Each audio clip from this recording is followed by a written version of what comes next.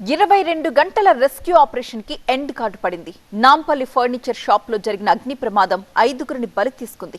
ఇందులో 2 చిన్నారులుండడం అందరినీ కలిచివేస్తోంది. నాంపల్లి అగ్ని ప్రమాదం మంటలో అయితే చల్లారాయి. భవనంలో చిక్కుకున్న 5గురు మృతదేహాల్ని వెలికి తీశారు. నిన్న మధ్యాహ్నం ఫర్నిచర్ షాప్ లో అగ్ని ప్రమాదం జరిగింది. 22 గంటలకు పైగా సెల్లార్లో చిక్కుకుని 5గురు మృత్యువాత పడ్డారు. మృతుల్లో 2 చిన్నారులు అఖిల్, ప్రణీత్ ఉన్నారు. మరో 3 హబీబ్, ఇంతియాజ్ బేబీలుగా గుర్తించారు. గుర్తుపట్టలేని స్థితిలో వారి మృతదేహాలున్నాయి. ఉస్మానియా మార్చురీకి ఆ మృతదేహాల్ని తరలించారు.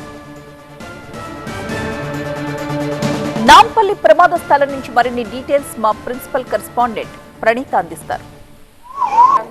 సో మెయిన్ ఇన్సిడెంట్ ఎక్కడైతే అయిందో ఆ సెల్లార్ లోపలికి ఇప్పుడు మనం వెళ్తున్నాము. సో ఈ సెల్లార్కి సంబంధించినటువంటి వేని మనం ఇటు సైడ్ చూడొచ్చు. కంప్లీట్గా సెల్లార్లో ఈ ఫర్నిచర్ అంతా కూడా పూర్తిగా డంప్ అయి ఉన్నది. సో ఇక్కడనే అసలైనటువంటి ప్రమాదం జరిగింది. మనకి ఇటు సైడు కనిపిస్తున్నటువంటి వే అంతా కూడా మనం ఇక్కడ చూడొచ్చు.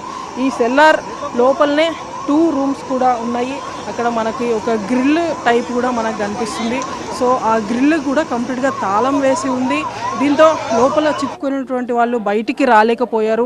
సో మొత్తం ఇదంతా కూడా ఎక్కడైతే ఈ ప్రమాదం జరిగిందో ఆ సెల్లార్ లోనే మనం ఇక్కడ ఈ దృశ్యాలన్నీ కూడా చూస్తున్నాము. కొన్ని కేబుల్స్ మనకి ఇక్కడ కనిపిస్తున్నాయి. దీంతోపాటు ప్లాస్టిక్ చైర్స్ అండ్ ఆఫీసెస్లో యూజ్ చేసేటువంటి చైర్స్ ఏవైతే ఉంటాయో ఆ చైర్స్ అన్నీ కూడా మనకి ఇక్కడ కనిపిస్తున్నాయి. సో దీని ద్వారా మనకి ఇక్కడ ఒకటి చాలా క్లియర్గా అర్థమవుతుంది. ఈ స్థాయిలో ప్రమాదం జరగడానికి ప్రధాన కారణం మాత్రం ఇక్కడ ఉన్నటువంటి కేవలం ఈ ఫర్నిచరే కాదు. సో అధికారులు చెప్పినటువంటి దాని ప్రకారం కొన్ని కెమికల్స్ని సైతం ఇందులో యూజ్ చేశారు. కెమికల్స్తో పాటు రెగ్జిన్ అండ్ ఈ ఉన్నటువంటి వుడ్లో ఫర్నిచర్లో ఉన్నటువంటి వుడ్, సో ఈ 3 కలగలుపుకొని ఈ తరహాలో ప్రమాదం జరిగింది. ప్రమాదం జరిగినప్పుడు ఈ 3 కలవటంతో దాని మంటల తీవ్రత ఎక్కువగా ఉండింది. సో ఈ ప్లాస్టిక్ చైర్స్లో ఎక్కువగా కూడా ప్లాస్టిక్ ఉన్నటువంటి రీజన్ కూడా ఒకటి, ఇంత స్థాయిలో మంటలు అదుపులోకి రాకపోవడం అండ్ ఈ స్థాయిలో దట్టమైనటువంటి పొగ రావడానికి అదొక కారణంగా మనకు తెలుస్తుంది.